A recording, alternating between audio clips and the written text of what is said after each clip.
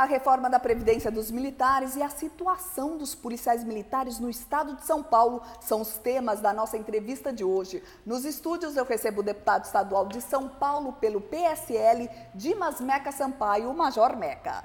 Deputado, é um prazer recebê-lo aqui nos estúdios da NGT. Olá, Viviane, olá a todos que estão nos assistindo. É uma grata satisfação estar com vocês.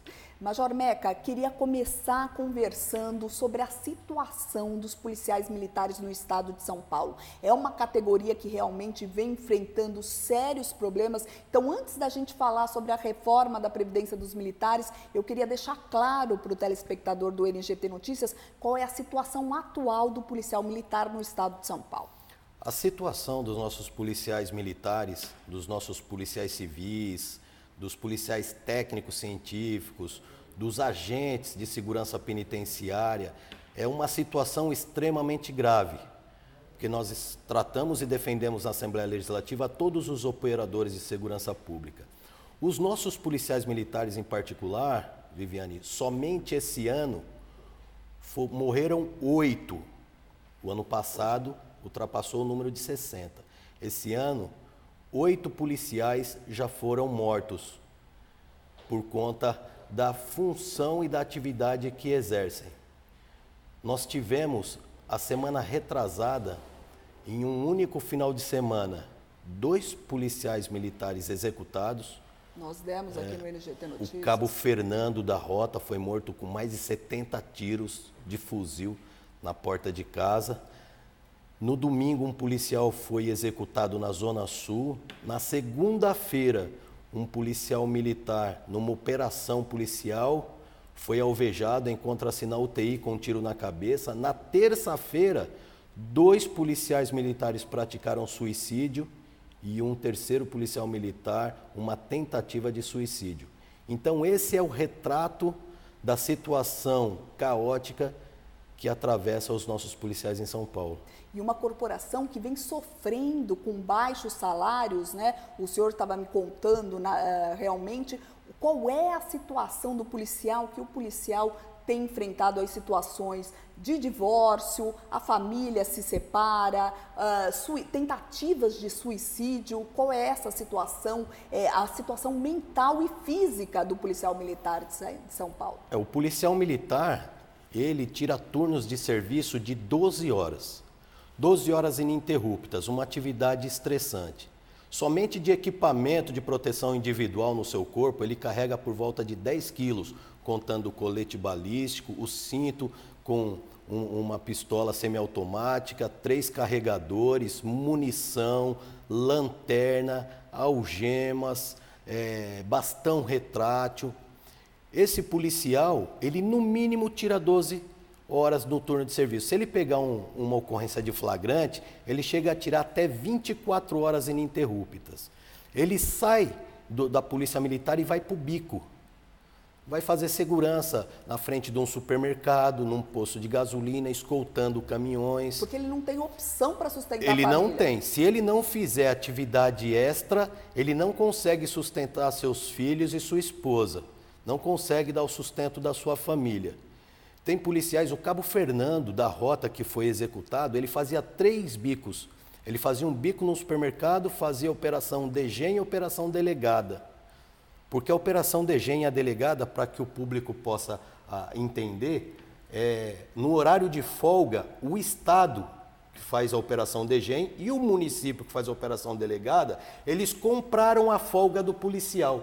Ou seja, o Estado vendo essa brecha de problema financeiro que passa o policial, ele comprou a folga do policial. Então, o tempo que o policial tinha para descansar, ele trabalha. E muitas vezes para o próprio Estado e para o próprio município. E isso faz com que os nossos patrulheiros entrem num círculo de estresse físico, psicológico, espiritual, tão grande, que em casa ele começa a ter problemas com a esposa.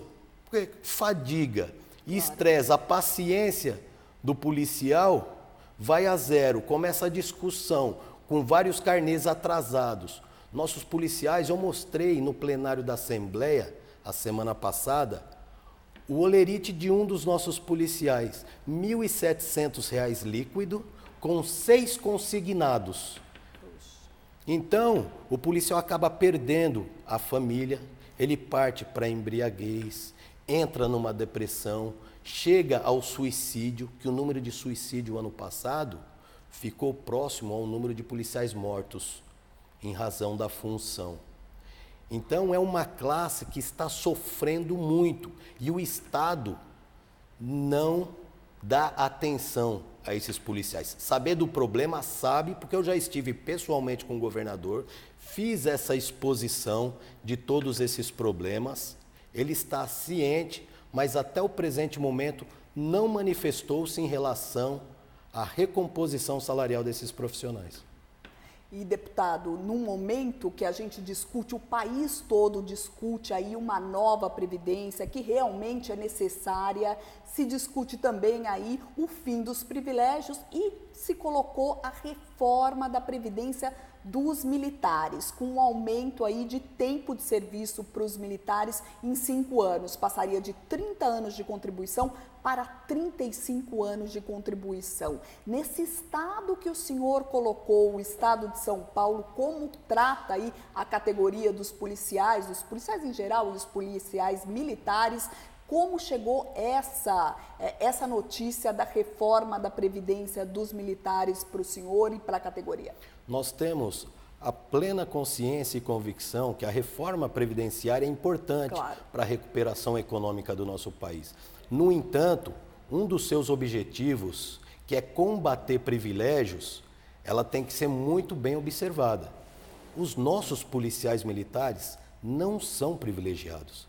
Quem tem que contribuir nesse momento é quem tem privilégios. Os nossos soldados não são privilegiados. Os nossos soldados já estão pagando com a vida, estão pagando com a perda dos seus familiares, como eu já expus para você aqui.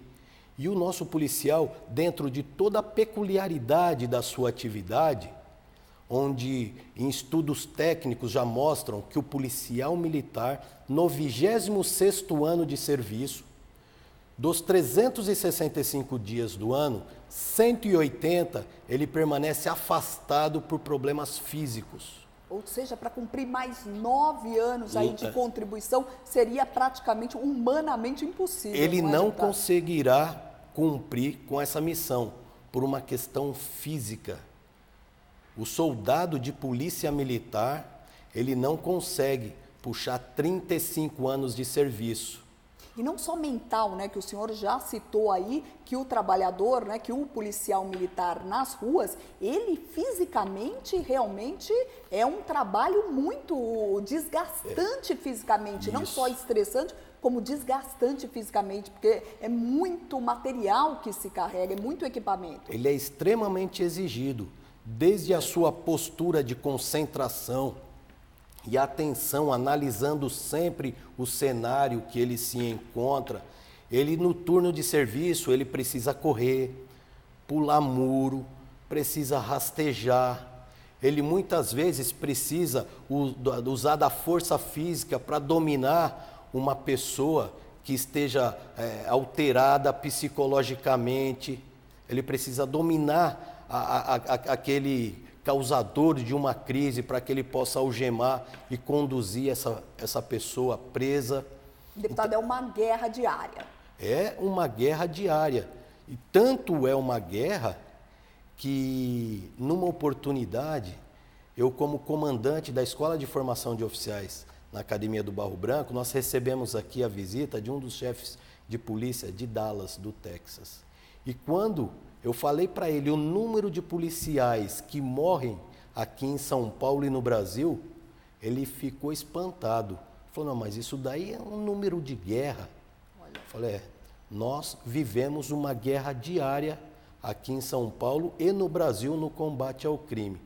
Porque nós temos que trabalhar num cenário onde o criminoso é extremamente privilegiado, porque as nossas leis não foram reformadas e adaptadas à nossa realidade, são códigos extremamente antigos, principalmente a nossa lei de execuções penais, né, que prevê vários benefícios, 6 benefícios de saída temporária, tem mais o indulto. Hoje nós temos audiência de custódia, que em menos de 24 horas coloca um criminoso em liberdade, e tudo isso reflete diretamente na rotina de combate ao crime dos nossos patrulheiros.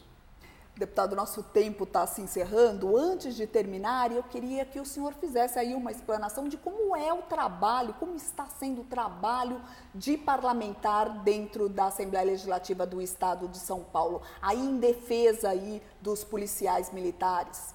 É um trabalho extremamente gratificante, porque defender a classe dos policiais é muito fácil, porque são trabalhadores extremamente vocacionados e que realmente dão a sua vida para defender o cidadão. O policial, ele compra equipamento de proteção individual com o próprio dinheiro dele, ele trabalha, ele tira escalas extras com a vontade de servir ao cidadão de bem.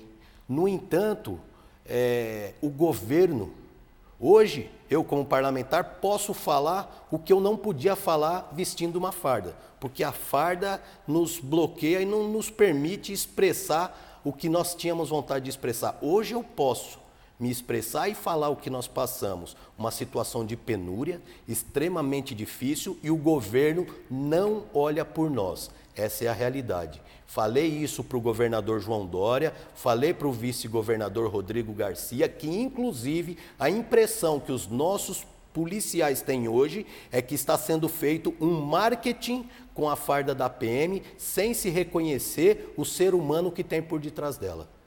Deputado, um árduo trabalho realmente. Muito obrigada pela sua presença aqui no NGT Notícias. Muito obrigado, um grande abraço a todos. Estamos à disposição na Assembleia Legislativa de São Paulo. Mais uma vez, muito obrigada, deputado.